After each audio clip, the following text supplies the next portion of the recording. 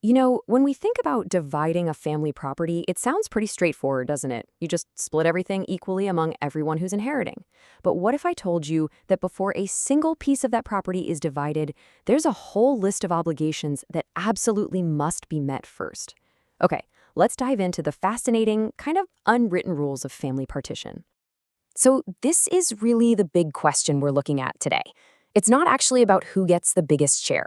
It's about who the family, as a whole unit, is responsible for before anyone can even think about their individual slice of the pie. And the answer, well, it tells you a lot about a deep-seated philosophy of family duty. And look, these aren't just modern rules somebody came up with. These principles are grounded in ancient legal text. You can see it right here. These traditions set up a very clear order of operations. First, you secure the family's collective responsibilities, and only then do you get to divide up what's left. Which brings us to a whole new way of thinking about what partition actually is. It's not just about simple division. Nope. It's a much more detailed process of, settling all the accounts and making sure the entire family unit is secure. So here's the most crucial point, the fundamental rule. What actually gets divided is the family's net property. Think of it like a business, right? A company doesn't just divide up all its revenue. Of course not. First, you have to pay all your expenses. It's the same exact principle in a family partition. These expenses are things like debts, maintenance for certain people, and other essential duties. So let's start with the first major deduction that has to be taken care of before anyone gets a share, clearing out the family's debts. But, and this is important, not all debts are treated the same. Now, this is where it gets really interesting. The law looks at the father's debts as a collective family problem. So money has to be put aside to pay those off. But if, say, a brother or an uncle went out and got a personal loan for their own thing, well, that's on them. The family property is not on the hook for that. All right, so once the debts are all settled, we get to the next critical step, maintenance.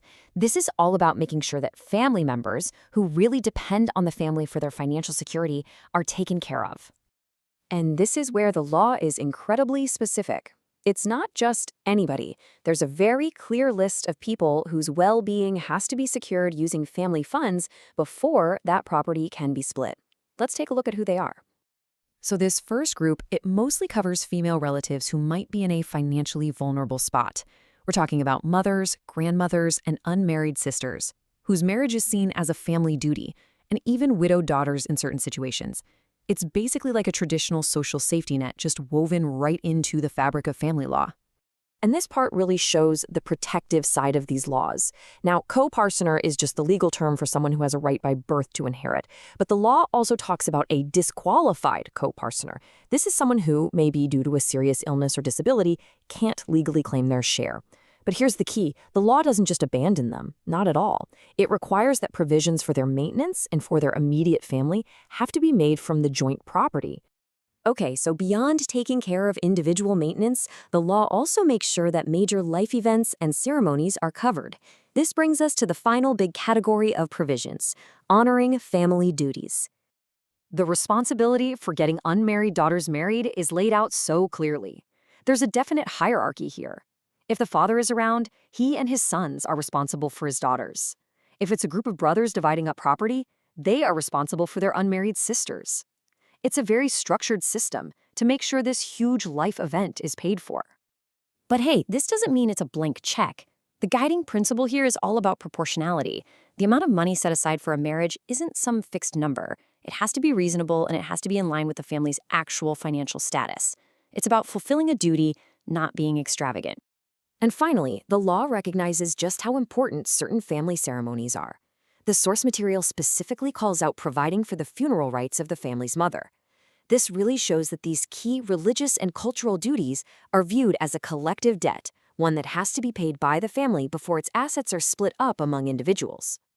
So, after you've cleared the debts, provided for maintenance, and set aside funds for marriages and ceremonies, only then, after all that, can you actually get to the partition.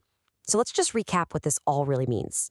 So now we can see partition in a totally new light, right? It isn't the starting point, it's the finish line. It is the division of whatever is left over after the family has fulfilled all its moral, financial, and ceremonial obligations to the group. The individual's share only comes after the collective good is totally secured. And that kind of leaves us with one final thought. In today's world, which so often focuses on individual rights and individual assets, what can we learn from a system that puts collective duty and responsibility first? It's a pretty fascinating question to think about. Thanks so much for joining me.